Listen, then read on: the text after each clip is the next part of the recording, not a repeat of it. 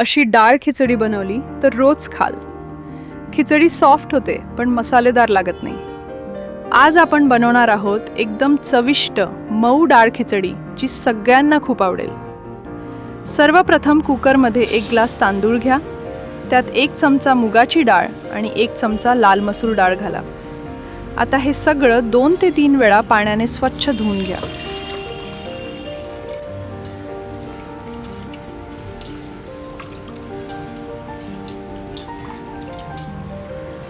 धुतल्यामुळे अतिरिक्त स्टार्च निघतो आणि खिचडी छान मोकळी आणि सॉफ्ट होते.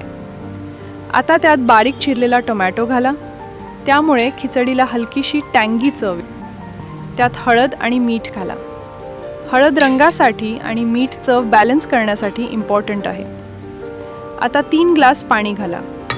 खिचडी सॉफ्ट हवी असेल तर पाणी थोडं जास्तच ठेवा. सगळं छान मिक्स करा आणि वरून ताजी कोथिंबीर घाला. आता कुकरचं झाकण लावा आणि मीडियम फ्लेमवर 3 शिट्ट्या होऊ द्या.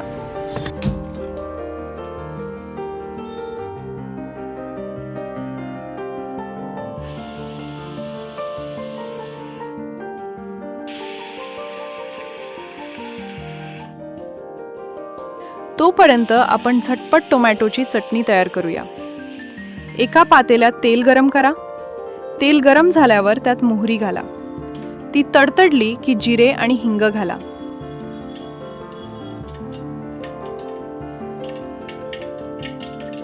ठेचलेला लसूण, हिरवी मिरची आणि कढीपत्ता घाला.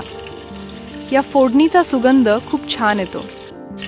आता बारीक चिरलेला कांदा घाला. तो हलका गोल्डन होईपर्यंत परता.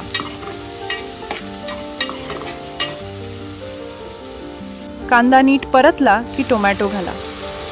टोमॅटो सॉफ्ट होईपर्यंत शिजवा.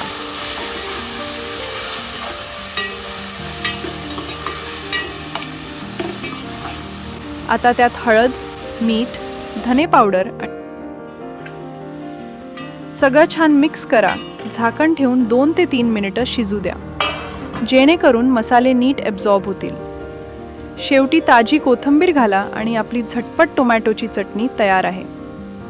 आता कुकरची वाफ उतरली असेल तर झाकण उघडा. खिचडी एकदम मऊ आणि छान शिजलेली दिसेल. आता खिचडीसाठी फोडणी बनवूया. एका छोट्या पॅनमध्ये तेल गरम करा. त्यात मोहरी, जिरे आणि हिंग घाला. आता ठेचलेला लसूण, सुक्या लाल मिरच्या आणि कढीपत्ता घाला. फोडणी छान तडतडू द्या. शेवटी त्यात लाल तिखट घाला आणि लगेच गॅस बंद करा. ही गरमागरम फोडणी खिचडीवर टाक. ताबडतोब सुगंध येईल. वरून कोथिंबीर घाला. बस, एकदम मऊ चविष्ट डाळ खिचडी तयार आहे.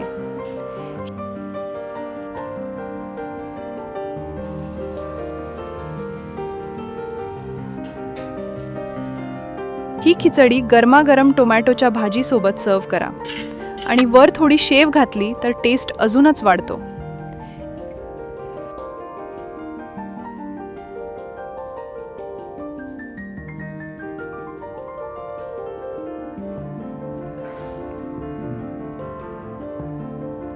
एकदा नक्की करून बघा.